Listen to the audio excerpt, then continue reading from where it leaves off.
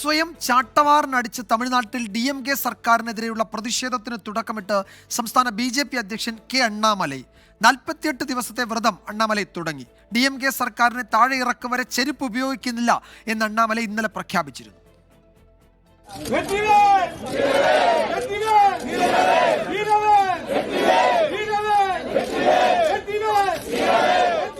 രാവിലെ 10 മണിക്ക് തന്നെ കോയമ്പത്തൂരിലെ തന്റെ വീടിന് മുന്നിൽ അണ്ണാമലൈ വ്യത്യസ്തമായ പ്രതിഷേധം ആരംഭിച്ചു.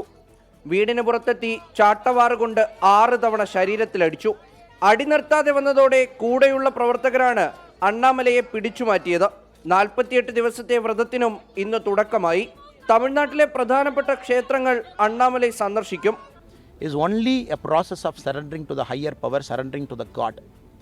And removing to the chapel, I have taken this decision with a lot of consideration because I believe after all the hard work the party and the cadres are putting, it is also important you surrender yourself to a larger power and then leave the larger power to take care of things that is happening.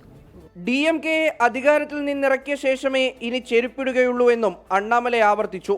BJP പ്രവർത്തകർ ഇന്ന് അവരവരുടെ വീടിന് മുന്നിൽ പ്രതിഷേധിക്കണമെന്ന് ആഹ്വാനം ചെയ്തിട്ടുണ്ട്.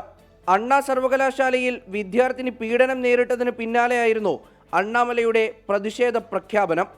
24 ചെന്നൈ.